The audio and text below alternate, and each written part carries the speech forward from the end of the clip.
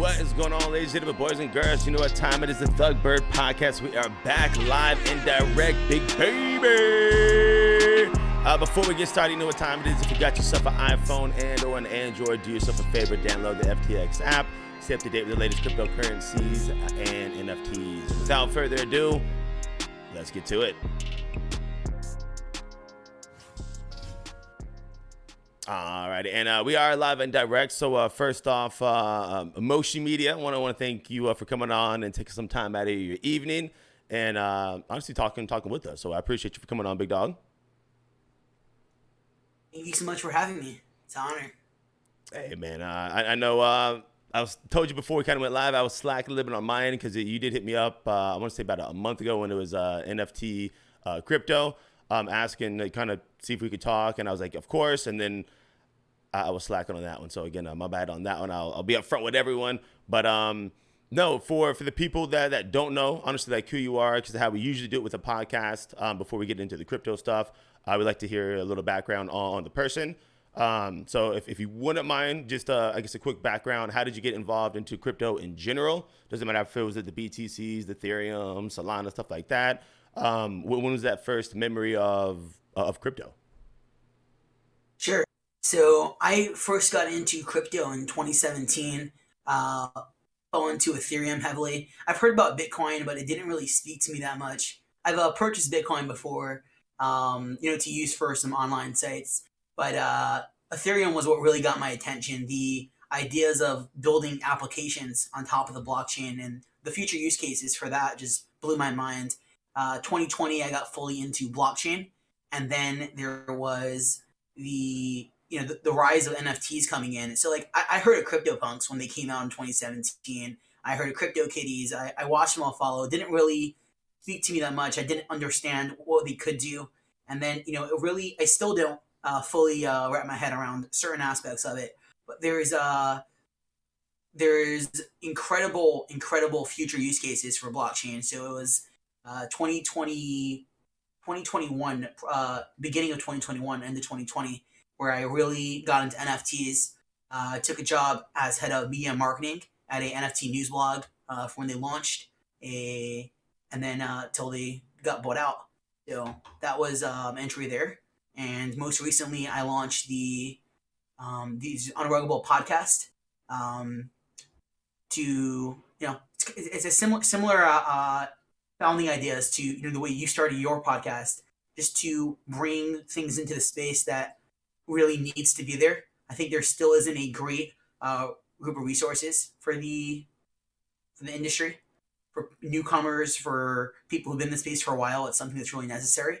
So getting that out there, as well as during the gold rush, launching tools to help people get there. So I launched an agency combining a lot of skills that I've developed, which are marketing, creative agency, and development all under one roof.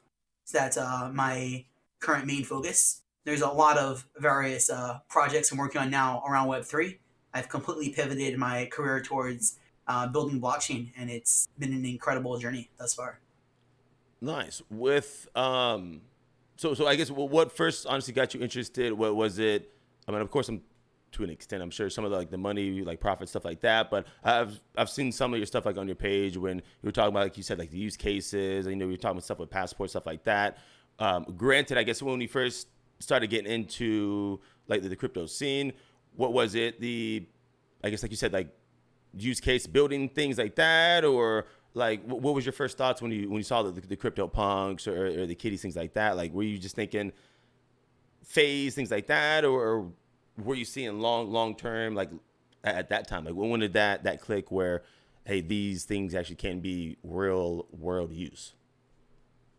So Bitcoin, when I first heard of Bitcoin, I was like, okay, cryptocurrency is cool. There's a lot of, I didn't fully understand how the mechanics of exactly how it works. So blockchain, I was able to wrap my head around of a distributed database or a ledger that is shared among the nodes of a computer network, right? So it's essentially a digital recording that is immutable. It's all recorded on there. It's spread across so many places. The decentralization aspect spoke to me a lot.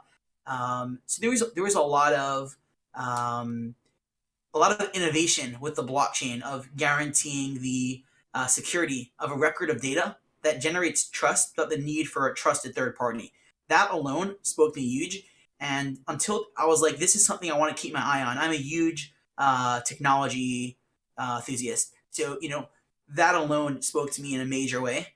And it made me extremely excited to see what will be brought out. But at the time, it didn't interest me enough to fully shift over to it. It was like, okay, I'm gonna, put this on the side, something I'm gonna, check into.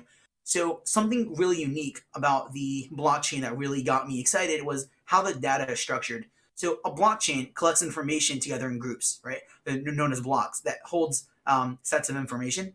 The blocks have their storage capacities, and when they're filled, they're closed and they're linked to the previously filled block, which is forming that chain of data known as the blockchain. Then all new information that follows that freshly added block is compiled into a newly formed block that will then also be added to the chain.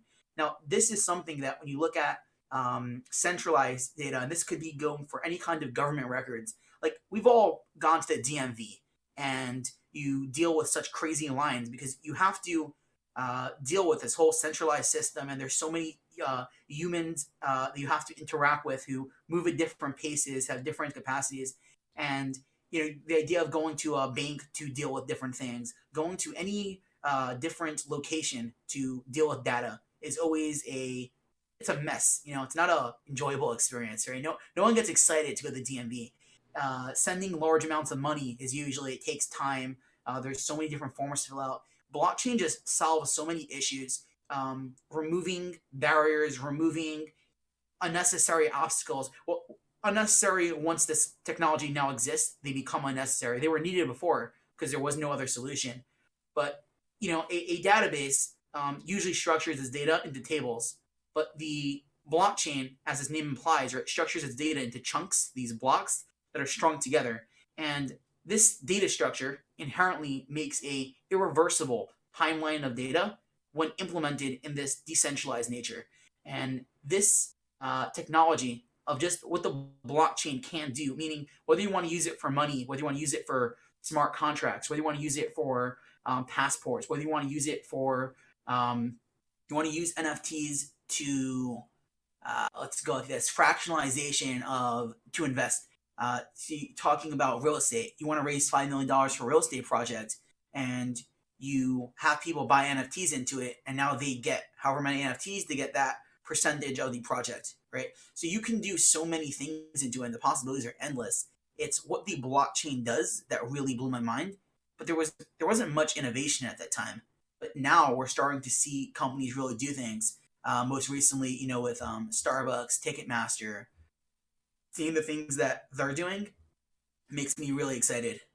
As well as you have DraftKings, what they're doing. It's super cool to see what these companies are building. So that's what really got me excited.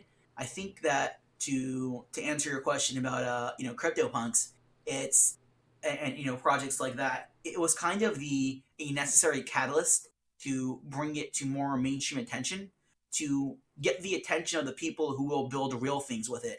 While these are more just the JPEG magic internet money that we live with, where things have pricing that is beyond belief, way overvalued. But I think the blockchain itself and the possibility of what we can do with it is highly undervalued. So that's where I'm at, and that's what makes me excited for the future and what got me into it in the first place. Nice. No, I love it. And then kind of one of the things that you said, I guess, with the CryptoPunks, and not just CryptoPunks, but some of the NFTs.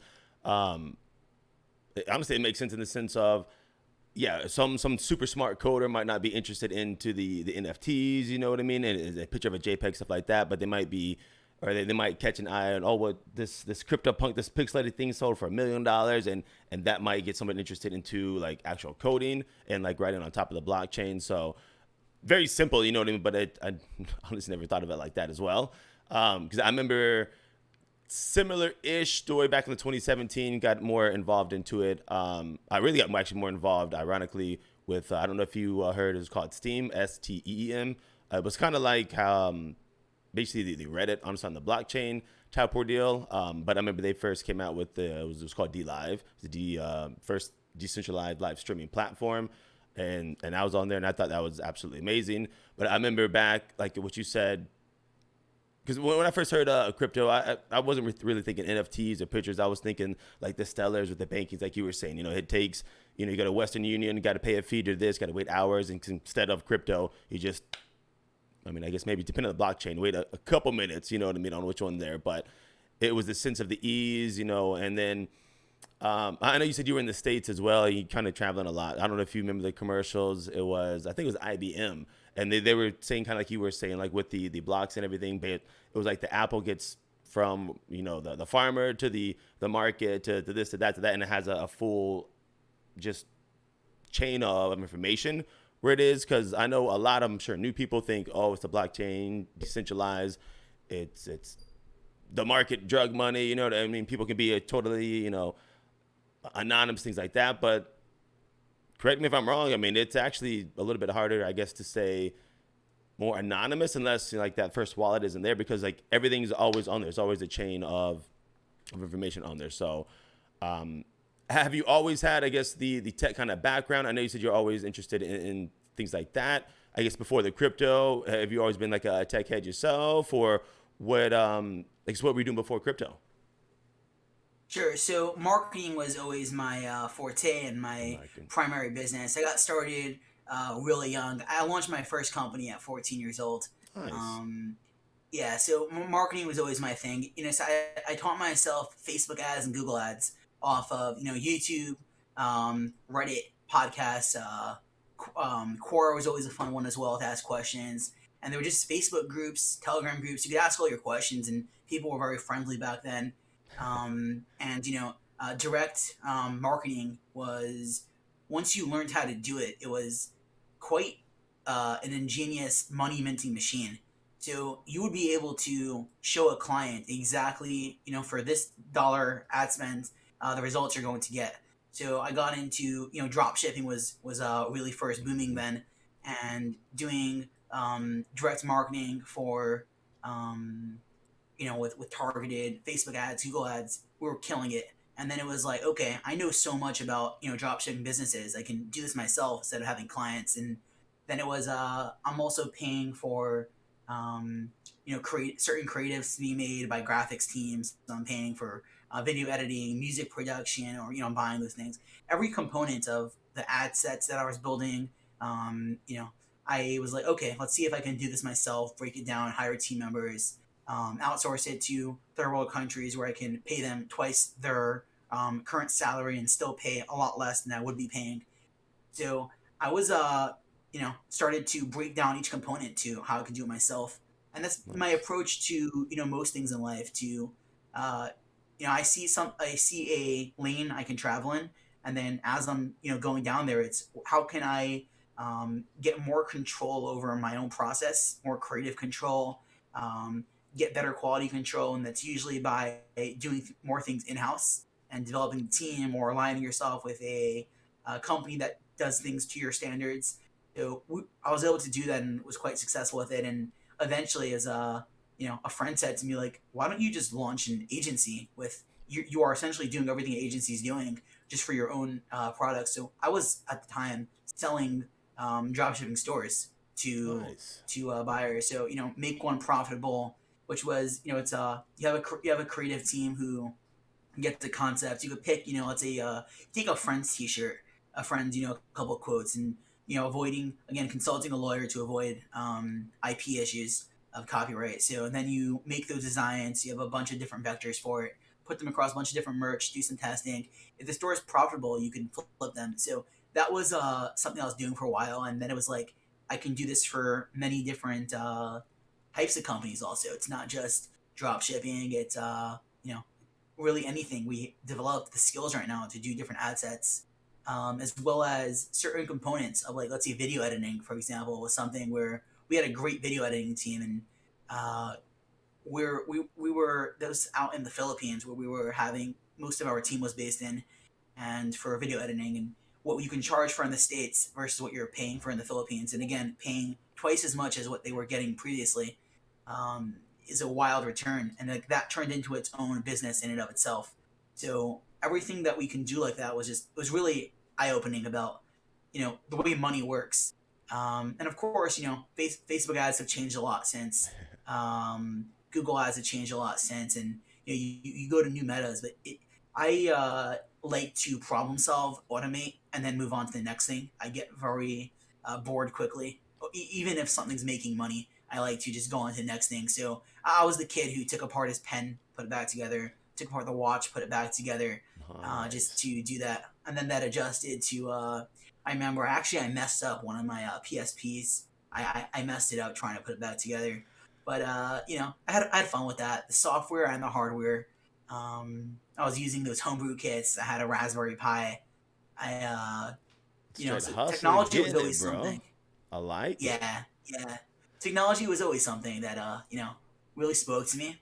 It's the innovation, the crossing the chasm. So I'm definitely one of those early adopters to anything technology wise. Once it proves itself in a little bit. So, question, I guess, kind of crypto geared then, because I'm not gonna lie. I mean, I'm smart, but I guarantee you're probably a lot smarter than me in this sense of it. But I guess, like, what are your thoughts? Because I mean, like the BTC, I guess the Ethereum's. You think you're messing with Solana and stuff now? Are you a maxi of one to another? Or do you think that it's possible for different, I guess, blockchains to be around? Or like, what are your thoughts on multiple different chains and what will happen like with them? Sure. So I think that there's going to be different chains for different reasons. So you have Bitcoin, which is solidified as number one, which is going to be the store of value. Yep. And then you got Ethereum, which I think is going to be the number one for development, right? Building applications on top of it.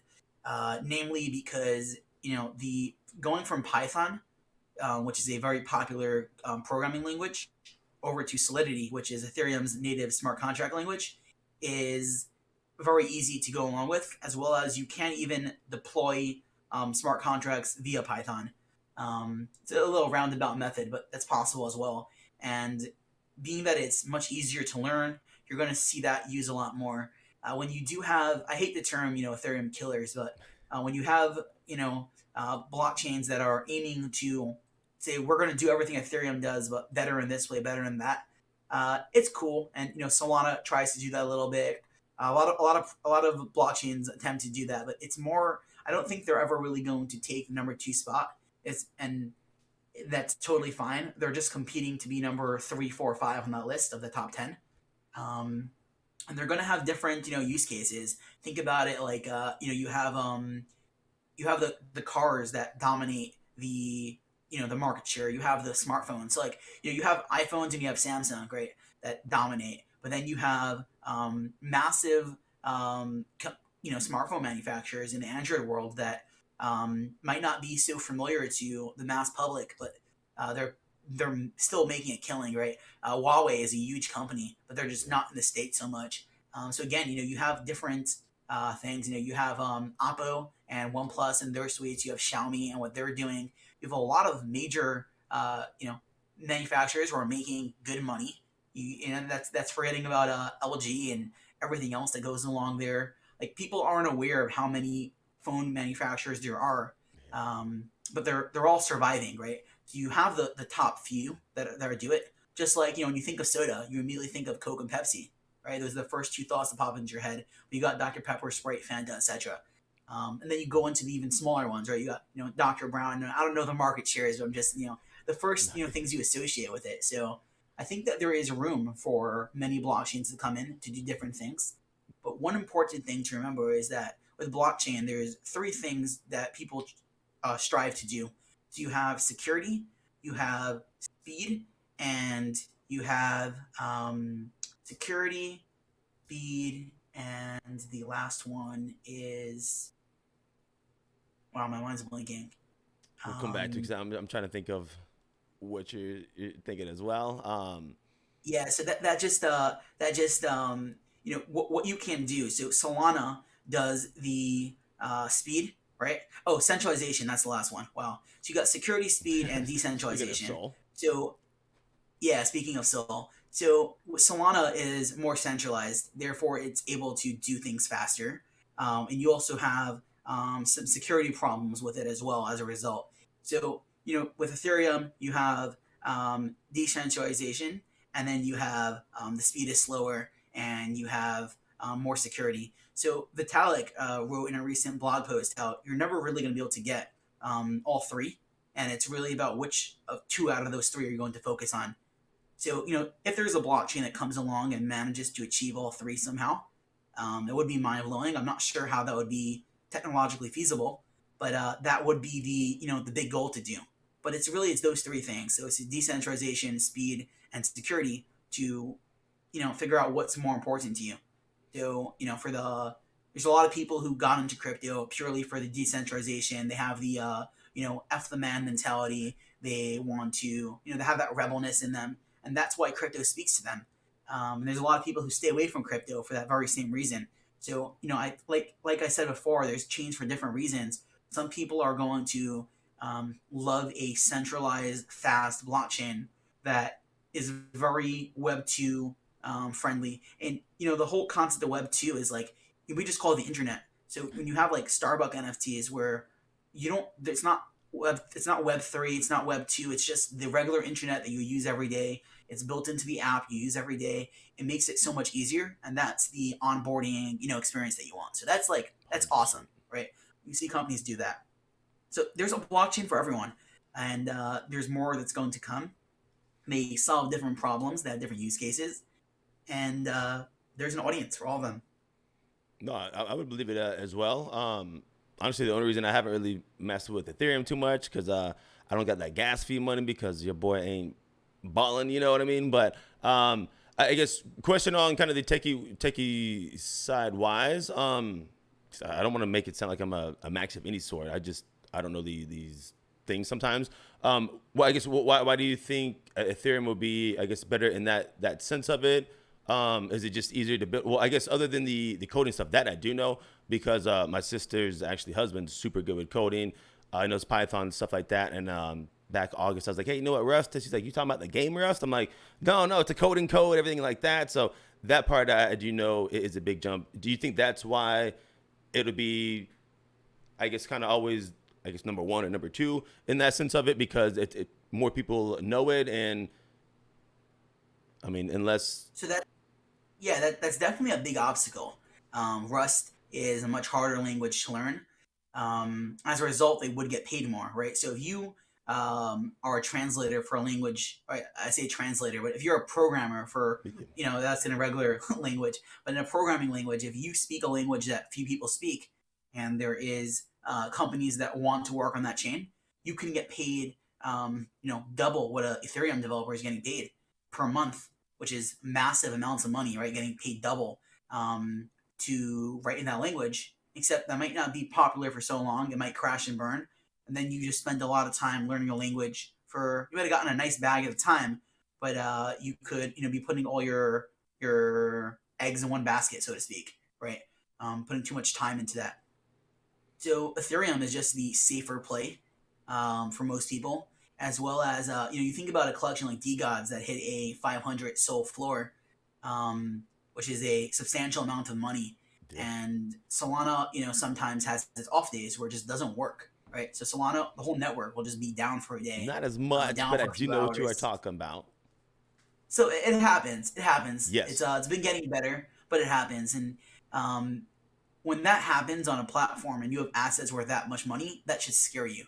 It should be a massive wake-up call. So, if you have not that I believe too much in any of these projects, but if you were going to pick an asset of equal value, assuming they're going to maintain their same floor price, right? There's a lot of ifs and buts here. Then I would rather that asset be on Ethereum where the network doesn't go down versus Solana. So that's just a very easy reason for that and why developers would want to go into that as well as a lot of developers are into that, decentralization aspect. They're also more into the, because people who are into developing are usually more technical and they're usually less degens. You usually see the developers being less degens and they care more about things being safe and secure, and they want to make sure that things work and make sense. There's also more accountability on Ethereum. It seems like there's more institutional money. The market cap is bigger, so you have more possibilities. It just seems like the better, safer alternative to go to as a conservative, and investor, programmer, conservative person. Do you think some of that is because again, I don't know all the tech stuff at all. Like I know Ethereum's had some of the mess ups. I know again Solana's had their mess up and it's been down. And like what you said as well, because I was talking with my buddy. It was a couple months ago, and when like kind of the Solana had their hiccup, and of course myself, I was like, don't worry about it. I'm good. I only got like 4 NFTs. I ain't got no money. But like you were saying, if you're someone who's you know what I mean, trying to do I don't know DeFi or just even trying to trade Solana or anything like that, and you got $1 million and you just lost, $2 million because the market's down, like that 100%. I hear you on people that would be scared and not as, I guess, wanting to go towards Solana, but in the sense of again, like market cap, things like that, is it I guess comparable to compare it like that on the sense of time frame on Solana's been out for the year, 2 years, things like that, compared to the length and time and awareness that Ethereum has. I guess, do you ever see, honestly, Solana going to that step where Ethereum is, and then in a perfect world, just to what's going on, ladies and gentlemen, boys and girls, the iPhone. You can answer that, big dog. Oh, apologies for that. You're good, my phone bro. is silenced, but it ring through my Mac just now. Nah, you're good. You're good. No, I guess I was just saying, with the Solana part, do you think Solana can become more decentralized if it's right now on, like you said, a lot more nodes, things like that? Or do you think, I guess in your thoughts, Solana will always be centralized in that sense of it? What are your honest thoughts on Solana? Because again, I love this conversation. I love just listening on, honestly, you talking on this one. But like, what are your thoughts on the, I guess, Solana side? Sure. So, June 2nd, bug in the system blocked Solana blockchain worldwide, for the upteenth time. And then you got the, announcement of, in February, they closed, it was Phantom who closed a Series B funding round for $109 million, which brought its total valuation to $1.2 billion, right? And that's only after only 6 months after its launch.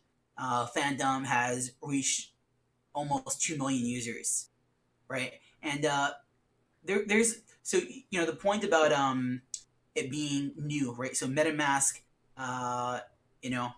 has 30 million users, right? And they had the same bug, so that's kind of interesting that they had the same bug that happened there. It was apparently affected a very small part of its users, but you have with more time, things do develop more. So really, the only real good answer to that is time will tell. For sure. But the problems with Solana are a lot of it is just in the way it's based out of, like the whole core fundamentals of it in terms of centralization. There was that incident where they put together a DAO to stop a liquidation. Have you heard about that? I know a little bit. I don't know all the stuff on it, but you can go more in depth, honestly. I know bits and pieces, to be honest with you. So I don't want to, speak so badly on Solana, because I do believe that it has potential to fix a lot of problems.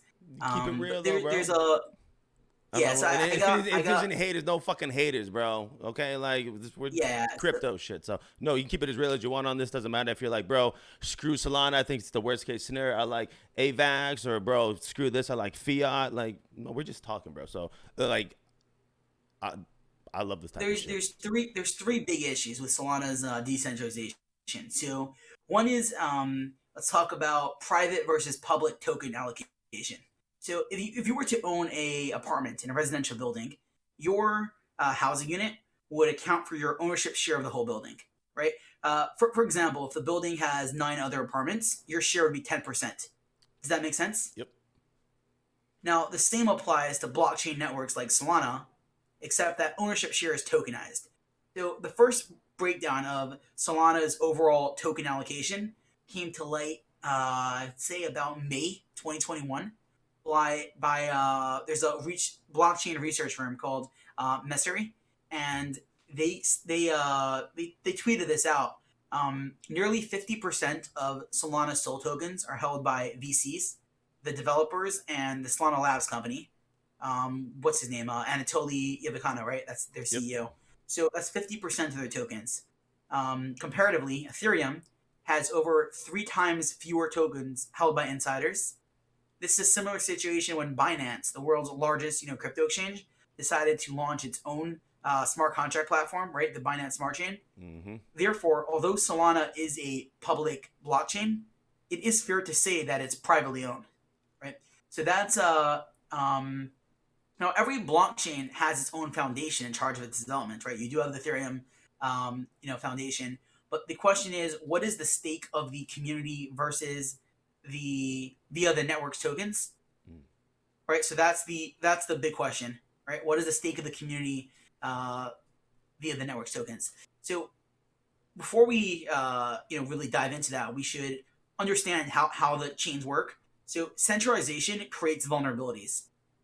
So that's why and I said that Solana has speed. They're missing security, and they're also missing centralization, decentralization, because centralization creates vulnerability. Even more important than token allocation is the network's security and stability. With blockchain technology, this is measured through the number of nodes. Like we started, the conversation with about why I was so excited about blockchain technology is that the more people who have nodes, the more secure these are. So these are nodes are the computers bound by the network's consensus protocol. The consensus is the cornerstone of blockchain technology.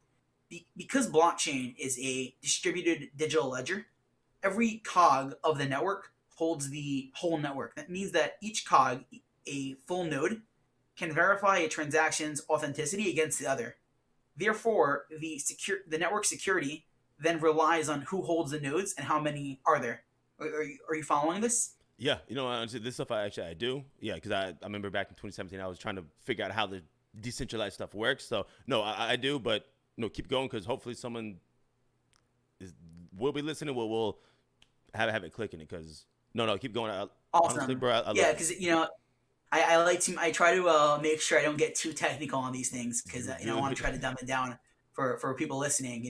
In the case of Bitcoin, this consensus is called proof of work, and smart contract platforms like Ethereum and Solana are now switching over to POS, proof of stake, which is what Ethereum, that was the big merge recently. Now, proof of work full nodes are called miners, and POS full nodes are called validators. The job of both is to verify transactions and add them as a new data block on the blockchain. This is how the distributed digital ledger, it's called the DLT, is built up, with tokens as economic units of the network, right? So that's just a background for people on how blockchains work. So now we could get into the question of what is the stake of the community of network tokens for Solana. So here's the second question is the second problem I have with Solana is how many nodes does Solana have? Now that we understand how blockchains work, it's very easy to see that validators run the network. So to illustrate, only 21 validators run Binance Smart Chain with a market cap of $63.1 billion. That's a very small amount of validators for such a large market cap. In extremely stark contrast, Ethereum has 2,471 full node validators. At the time of my research, which is about a month or two ago that I put this together. Solana has 70% fewer at 1,447. So you're looking at about 2,500 to 1,500. Although this means that the network is faster than Ethereum, right? Because the fewer verifications and confirmations have to be conducted. It also means the network is less decentralized, right? So that's the exchange of security for speed. The less nodes, the faster it goes. the more nodes, the better verification confirmations you get, so better security. Now, furthermore, Solana doesn't have a slashing mechanism implemented. Because tokens are economic units used to secure the network, staking them yields rewards. However, what prevents validators from behaving maliciously? Outside their own self-interest to benefit the network, the slashing mechanism is on Solana's roadmap.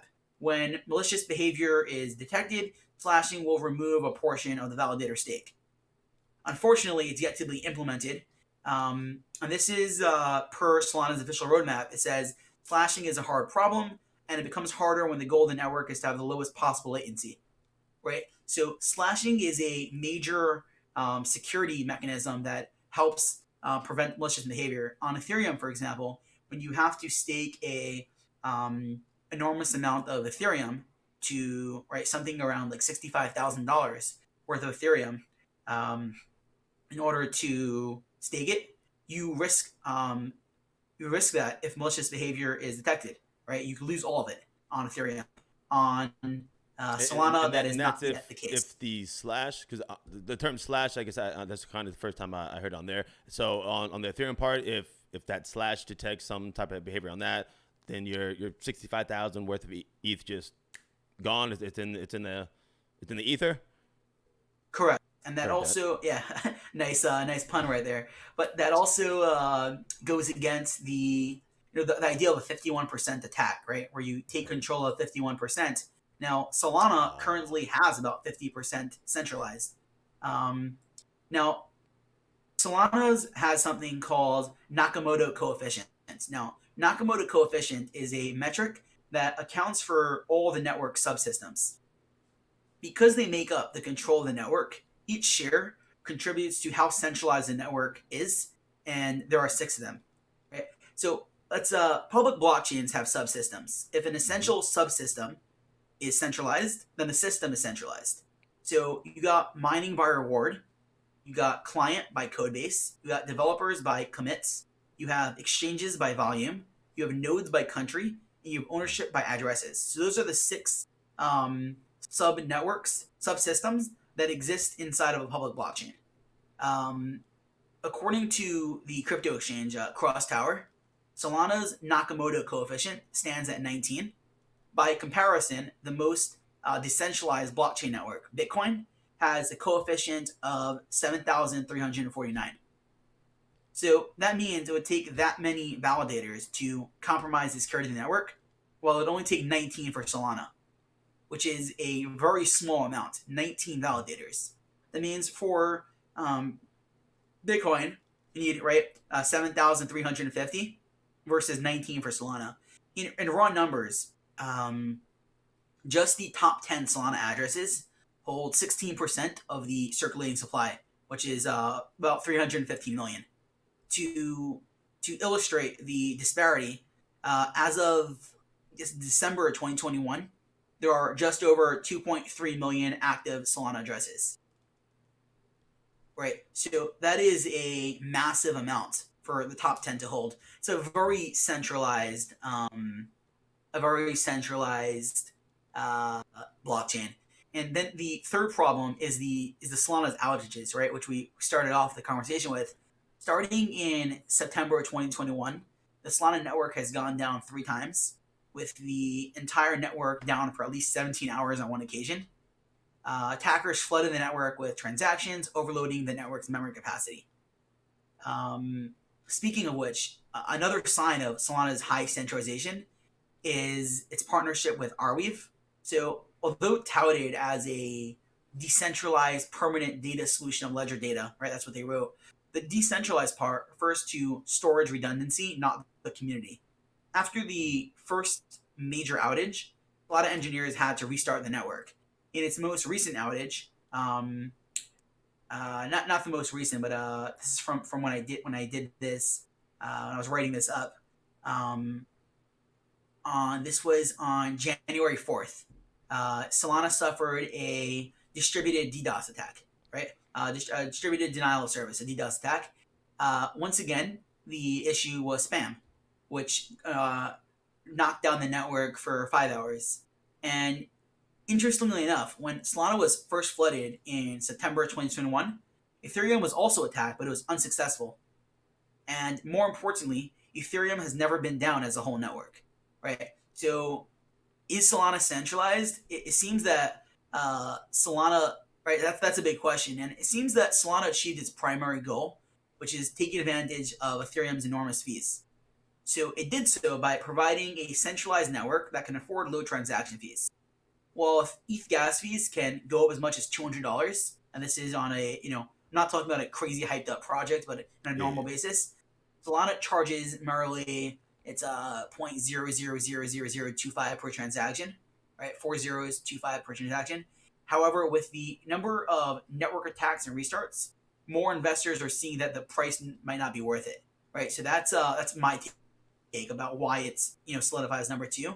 And this places both blockchains at a disadvantage. The more popular Ethereum gets, the more its network is congested, resulting in higher fees. Likewise, the more popular Solana gets, it attracts more hackers to take advantage of its lack of decentralization.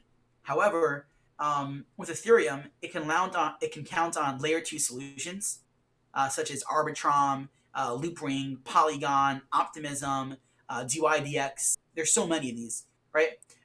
With time, maybe Solana will be able to call upon the same solutions to boost its decentralization and make it more robust. That's why, just like with video games, it's unfair to judge an unfinished product. So I'm not, I don't hate Solana. I think it has a lot of potential to do well, just, like I just mentioned, by getting in layer 2 solutions. But at the current stands, I would rather pay more and have the security and slightly slower speeds than fast, but the worrisome of something happening. Correct. No, 100%. So that's where it stands now. No, honestly, all that makes sense. With that one, I guess my question on the Solana side, do you think I guess like you realistically, do you think that stuff would be better if Solana has more nodes? Again, I'm not the techiest person in the world. Say everything aligns, the Solana phone comes out, and I don't even know if this is fucking possible, so you can laugh if you want. But the phones becoming nodes and everything like that, because I know ThugDAO does have actually validated as well that we have Solana and things like that in there. But with the more nodes, the more security, do you realistically think that Solana has and will improve to where a lot of people aren't that scared? Yeah, that might be a year, 2 years, 25, whatever. I'm not talking time frames, but do you think Solana will be around and we'll have it on there and be more decentralized in that sense of it? Because you are right with a lot of stuff you were saying, like on everything with the main stuff there. Because I remember back, one of my buddies who told me about Solana. He's ETH head as well, and just Bitcoin in general. And he loves the death out of Sam because he's like, bro, this cat is effing smart. But at the same time, he says the same thing as you. He's like, bro, it's like, yeah, just listen, I'm not a soul hater or nothing like that, but it's not perfect by any means or anything like that. Do you think Solana will become more decentralized, or what are your thoughts on that one? Do you think that it's Solana would lose its entire value proposition? Solana's entire value proposition is that it's fast, and the more nodes they add, they're losing the speed, right? And then it's like question. Sorry to cut you off on that one. Question on the speed wise. You might know, you might not know, but is because again, I think if Solana, transaction boom compared to ETH is boom. You know what I mean? So even if there are more validators, say there's 100,000 more validators, is that difference in speed? Will it be that slow in that comparisons, or is it something you kind of know or heard? Of course. I mean, it's kind of like imagine that you are you have a slider, right? So the more that you slide it towards more nodes, the speed gets slower. The more that you make it faster, the less nodes you have. That would be the greatest way to illustrate it. And in regards to the phone, I'm just talking about ass on that one, but yeah. Yeah, so that was really funny, the whole joke with that. I thought it was a real joke. I didn't think it was real when it first came out. Like, I don't, maybe I really just don't get it, but why does a blockchain need its own phone? And who exactly would use it, right? for one, users had to pay $100 it was a fully refundable deposit to pre-order the Solana mobile phone. And those who pre-order may also get a Saga Pass, a NFT accompanying the first wave of Saga devices. That's what they touted it as. But the phone itself is likely to cost around $1,000. And it got 2.8K pre-orders. That's not a lot. Under 3,000 pre-orders. Not a lot of pre-orders, considering the amount of people on Solana. Now, the company that made the phone was Osum. It has the latest flagship Snapdragon 8 Plus, right? Now the phone's gonna have they claim will have a built-in secure element to secure private keys, seed phrases, and secrets separately from the application layer. Now it touts it as a cool phone. 6.67 OLED display, 12 gigabytes of RAM, 512 gigabyte storage. The question first is, whenever this does release, whether a lot of its components will be outdated. That's question one I have. Also, who's going to use it exactly and why, right? You have a regular phone, this is you have your iPhone, you have your Android. You're not going, especially iPhone users are not switching over to it. And if you have a Android, why would I go from a Samsung to this phone, which is unproven, untested? I could just download Phantom and Magic Eden on my phone, right? Why would I use this? It just doesn't it just seems like a joke. And when you have these products, and if this was just a random NFT project that was debuting it, it would be cool. But Anatoly Yakovenko, I pronounce his name, the co-founder of Solana, he was saying that Saga sets a new standard for Web3 experience on mobile. This is from the Solana Mobile is a subsidiary of Solana Labs, and they doing this. It just seems very gimmicky. It doesn't make me excited for the platform. I was thinking of something you were saying because I watched. It was one of the episodes. I think it was John McCain was talking with it. I'm not gonna, I guess, speak on it just because I forgot exactly what he was saying, but I do hear on that one he was saying something in the sense of the phone's one thing, but the more things that it'll bring up and help change just the crypto scene in general. Not exactly the phones the latest one, things like that, but I'll see if sometime I can send you the link to it because it was interesting. Maybe you might just think it's fluff, you know what I mean? But it was interesting because even he was hey, I don't think everyone's gonna be switching phones in that sense of it, but kind of how he was bringing up something when Apple did back in the day, when the first iPhone was first there, when it was the Blackberries were the first thing to go to, and people I'm not gonna change it, just innovation. So I forget exactly what it was. I'll try and link it either in the comments below and then send it to you as well. But yeah, I'll be rich. I didn't buy the phone. I almost did, but I was also I might need some Solana for some later stuff like that because yeah, I mean, also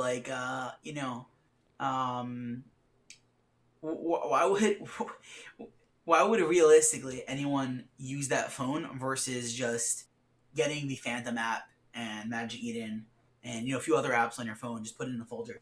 That just seems like a much better solution. No, I don't think it's as close to. I think the comparison of going from a BlackBerry to a iPhone, from a Samsung to the Solana phone is. And maybe not quote me on that one. You know what I mean? But yeah, that's quite a reach. So, yeah, honestly, again, I'll do a video sometime with it on there, and I've been trying to get him on as well because this stuff, the tech side of it all intrigues me because again, if their whole goal was do a phone stuff to try and do something else, again, I haven't done as much research as I should on that one. I was just getting your thoughts on there, but yeah, don't quote me on the BlackBerry to the iPhone one, but it was some good point. I will tell you that much. But with more stuff because I just looked at the time. We're right at the 50 minutes. So if you don't mind, we'll go a little bit longer.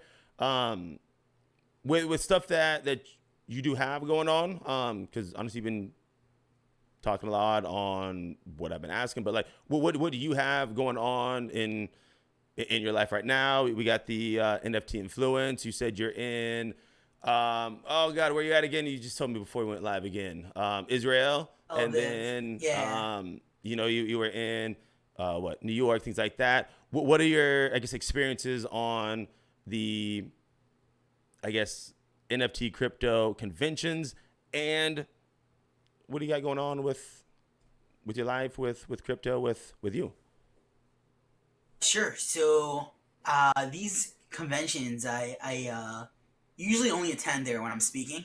Um, it's like a six in one, birds with one stone.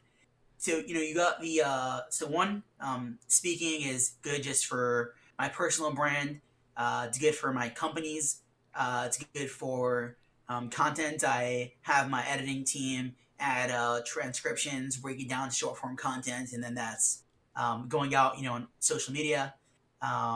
It's great for networking. I meet clients there. I find clients there. It's really it's really awesome, as well as just meeting friends that you make online and then meet up with them at a convention. So like NFT NYC was super cool.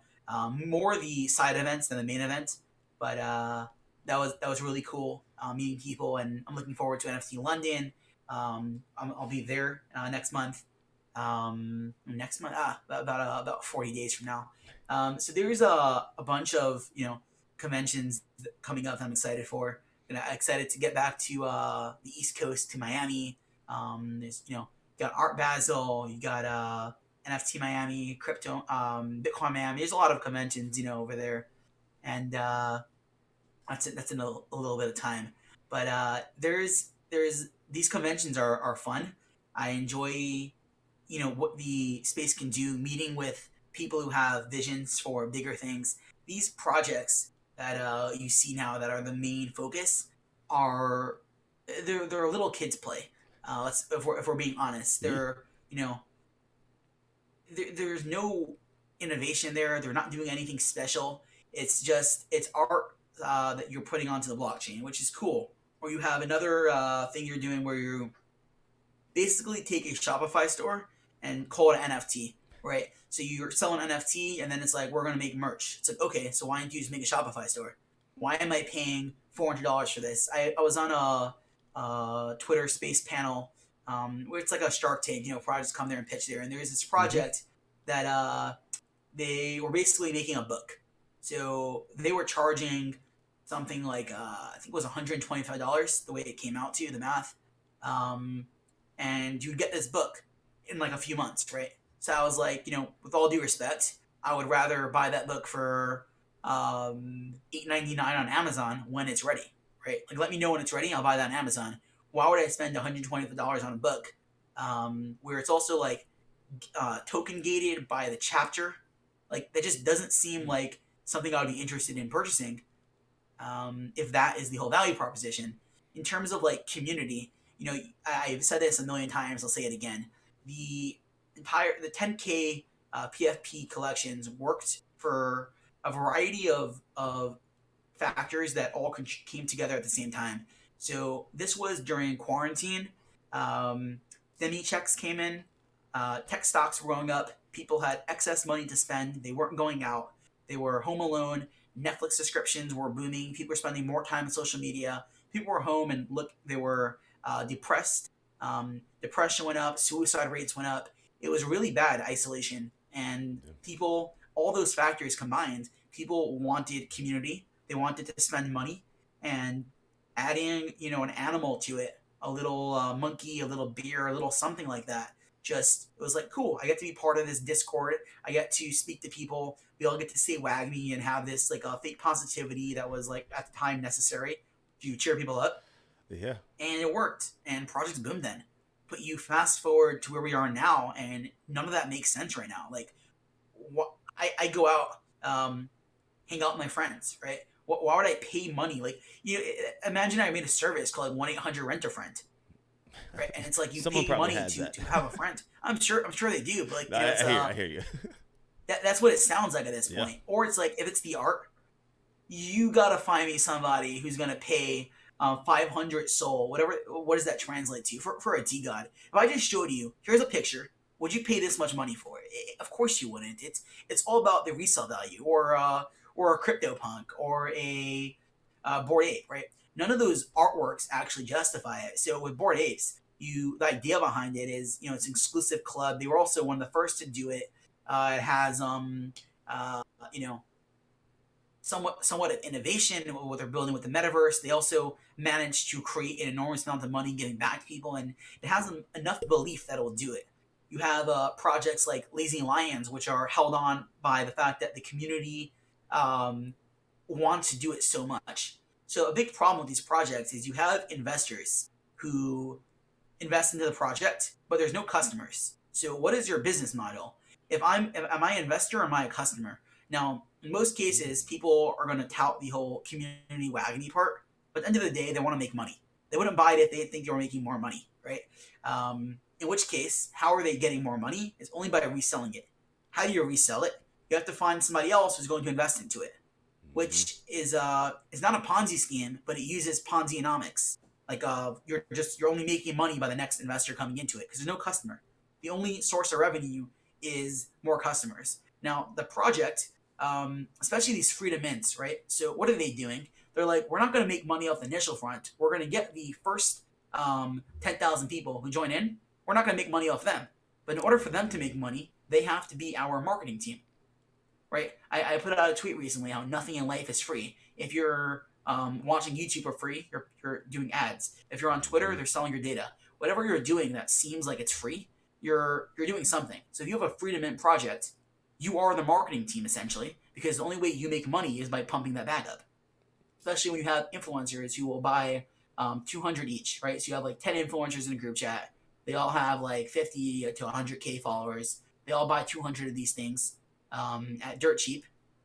And then they decide one day that we're going to pump it for this week. They pump it up. They sell it off across 15 wallets. They make a bag. A lot of people get stuck holding the top. And then these same influencers come into spaces and then we'll talk down to these people that they just, made money off of. So it's a terrible cycle that I see repeating itself. Question then on, I guess with the PFP stuff, because again I hear you on that one.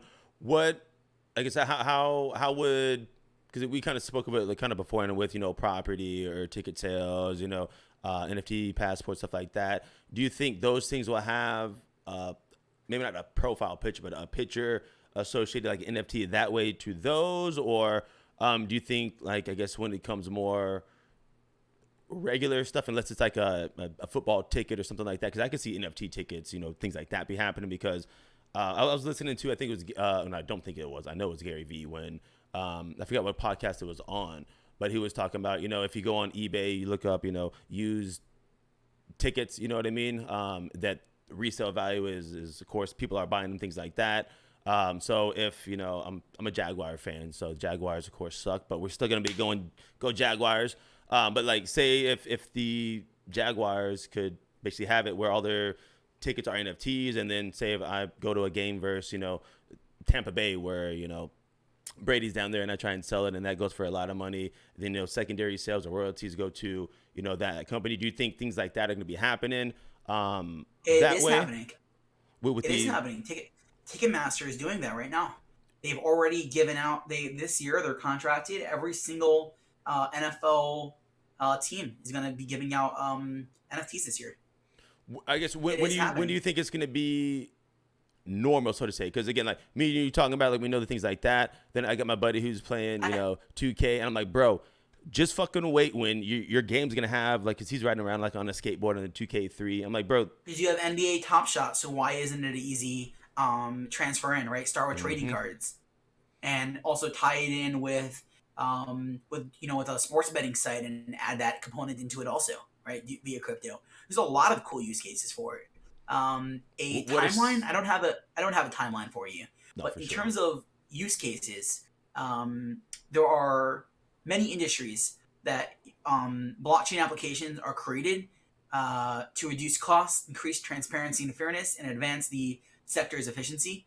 Blockchain application use cases could be for supply chain and logistics, healthcare, retail and e-commerce, finance, property and real estate, media, NFT marketplaces, heavy industry and manufacturing, music, cross-border payments, Internet of Things, if you're familiar with IoTs, gaming, personal identity security, right? So that's all the passports and all that, government and voting, anti-money laundering, advertisement, original content creation, automotive, smart contracts. There's so many use cases for it. It's and we could dive into any of them, how it would be used for.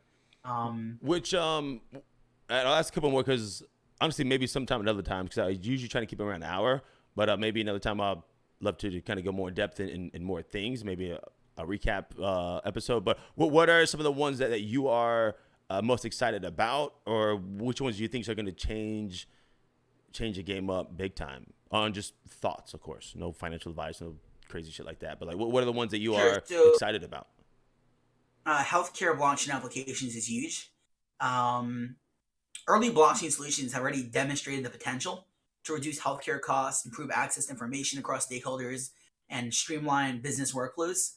A advanced ecosystem for accumulating and sharing private information could be what medical healthcare professionals need to ensure an already inflated industry trims exorbitant costs, right? There's a company called Estonian X-Road that has a solution that connects different information systems for various services. Nice. A blockchain network is used in the healthcare sector to preserve and exchange patient data through hospitals, diagnostic laboratories, pharmacies, doctors, and nurses. And healthcare blockchain applications can accurately identify severe mistakes and can improve the performance, security, and transparency of sharing medical data in the healthcare industry. So that's something huge that I'm excited for.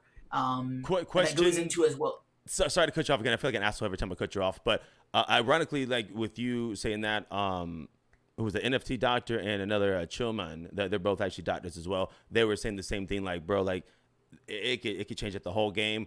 But I'm pretty sure, again, don't quote me on any of this stuff. They, like, how long and how, I guess, again, maybe a dumb question asking, but like, how realistic do you think that stuff is happening? Because as far as I know, like, they're still using programs from like 2007, things like that. Like, how long would something like that take to get all that proper information on there? Do you think that, it might take a year, 2 years, again, no time frame, maybe even 10 years, but do you think that is a feasible thing that us lazy humans will do, or someone will have it on there? Like, do you think that is something to get all that information on all the different programs on there? Do you think that will be a thing? Because again, I think it would be absolutely amazing. I don't know if it would be a year, 2 years, things like that, but so how do there you are see that four happening? big companies. Yeah, so there are four big companies in the healthcare blockchain technology companies that I'm watching. One is Akiri, and they operate a network as a service, which is explicitly optimized for the healthcare industry, helping protect patient health data when transporting it. So that's one company. Another is Burst IQ. Their blockchain technology enables the safekeeping, sale, sharing, or license of data while maintaining strict compliance with HIPAA rules, right? So that's a big one. Another one is Factum. They develop products that aid the healthcare industry in securing and storing digital records that are only accessible by hospitals and healthcare administrators or by authorized people. So that goes, especially cross countries. Like, it's such a pain. Like, for me, like, traveling right now, and I want to pick up a prescription in a pharmacy in another country, to get scripts transferred over is a pain in the neck. Now, if I had that on the blockchain and I could take out an NFT, from this blockchain, and I could just display that, and it generates a QR code, something like token proof, where I could then, get my prescriptions around the world. That would be super cool, right? Sick. And there's one more called Gartime, which is helping healthcare companies and governments implement blockchain into their cybersecurity methods. And the company was vital in implementing blockchain in Estonia's healthcare system, which is currently active right now. Strong. Heard that. Oh, no, do some research on those companies. Yeah, I can send you links to all these companies if you're interested. So there's a lot of, and this is just healthcare alone. And there's companies who are working on so much of these things, right? In terms of, so healthcare is huge. supply chain and logistics is something even bigger. I mean, think about all the it's like the biggest excuse in the world, right? Whenever you want something, yeah, that's a supply chain issue, right? How many times have you heard that? Too many. That's too many. Yeah, and there's a company called Subplane, which is an open supply chain standard supported by a multi-chain supply chain protocol that standardizes connections between companies, simplifies the data accuracy verification, and introduces global verifiable identities. Like you could track products and supply chains really well. It will cut out so much waste. It's so good for what that can do. Um, there's another blockchain that's connecting legacy IT systems. But it supports a universal data exchange, connecting the legacy IT systems and ensuring data immutability, which is huge, right? We also, the concept of government IDs and all that is huge with passports and all that. Like, I think that NFTs are going to need to be very boring in order to, when they truly take off. It's just going to be like any other app you have on your phone, just going to take care of things. Like, are you familiar with Helium? Overall, yes. So, like, I've heard about them. Explain. So I've heard of them, but I don't know. So like they're a famous IoT blockchainology company. So they use the blockchain to connect low power IoT machines like routers and microchips to the internet via blockchain based wireless infrastructure. So they use radio technology to strengthen internet connections, and Helium seeks to drastically reduce the power needed to run smart machines. So that's your smart lights, your security, your thermostats, your cameras, everything like that. They use blockchain to do this on a very, very, very low power. So that's super cool what they're doing. There's so many different like innovations I'm excited for. It's have you ever this random kind of on this one? Have you ever seen the Jetsons, like cartoon back in the day? If yeah, not, I've seen some of it. I just think, like, I'm a visual person. I just think, like, not that's how the world's gonna be, but like that's gonna be like how, like you're saying, like the technology just on the blockchain. There's gonna be so many more things that are gonna be, oh hey, here's my passport, here's the NFT, or here's this, here's that.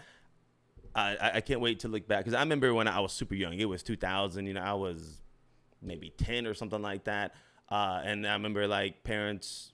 Thankfully, my parents weren't like freaking out with the Y2K stuff, but I remember people like, oh, Y2K, everything's gonna be going down. I remember talking, like with parents when they're like, oh, cash is king. There's never gonna be like the credit card, blah, blah, blah. And next thing you know, now it's, yes, cash is still king, but now it's swipe, Apple Pay, boom, boom, boom. So that's honestly why crypto gets me excited in general. Because again, I know hopefully Solana is around, because again, I'm investing in Solana, Ethereum, Bitcoin, stuff like that. But I know there's going to be a lot of stuff that is going to go down. But I'm excited to see, I don't care if it's 10, 15 years and looking back and being like, dang, this stuff really did happen. Or, oh, I thought this was going to happen on this one, but now it's this. But like, I'm interested to see how, I guess honestly, how the world would be with it. Because again, even since like you were saying, like the DMV, like, just go in there quick, boom, boom, boom. Just, I don't know, man. I think it's going to be seen, and people are going to be, I guess like you said, like it's going to be the biggest is when people don't really know they're using it to an extent. You know what I mean? Once my mom and dad are, hey, what'd you do? Oh, I just got this, the Starbucks from Starbucks, coffee from Starbucks. Well, how did you get it? Well, it's a little NFT thing. I showed them that. I'm like, Mom, you're in it. You're Web3. What are you talking about? No, that's just iPhone. So that's the stuff that I'm excited for. I don't think she'll call it an NFT. Like, she won't really know what it is either. That's the thing. It'll be so seamless. Mm-hmm. The blockchain is coming up on its 15th birthday right now. First debuted in 2008, and we're approaching 2023 now. The internet debuted in, what was it, in the technically in the 60s, 70s, in the first categorization of what we call the internet. But, social media, for example, first really launched in 2005, right around then. And go back to where we are now, to where it's developed now. I would say in 10, 15 years, we're going to see it pretty well developed. And Yeah. in 5 years, it'll be a lot more than it is right now. And it will keep getting bigger and bigger. And then there'll be the next big thing that comes out, About Flying there's hoverboards. innovation happening all the time. Flying hoverboards. I've always wanted one since back Maybe. in the day. You know what I mean? I'm like, Since back in the day. what was it? The Back to the Future. I don't know if you've seen that before. But It was always. you think you think you have the balance for that?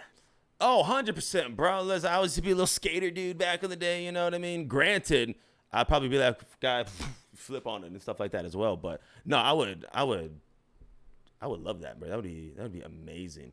I see so many problems with that. It's a cool idea, but I see so many potential issues with it. Oh, 100%. I mean, whatever company it is going to get sued after yin yang, like just the first time, you know what I mean? But Did you see the videos on Instagram of that guy who flies around in a drone and he looks like the Goblin from Spider-Man?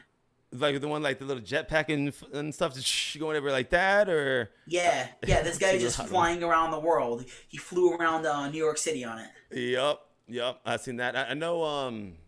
The random because I we live out in the Matrix. It's we fun. really do, bro. We really do. I guess question to kind of wrap it up because again I already got you at an hour and 11 minutes. So thank you still for the time. And again, I do want to have another episode again going forward sometime, like a recap with you if you would be down. But we went over a lot of I guess things like that.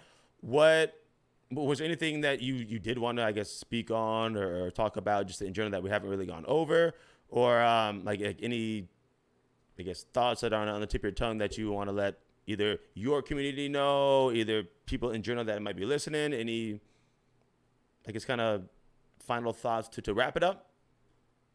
Sure. So first, just want to thank you for having me on here.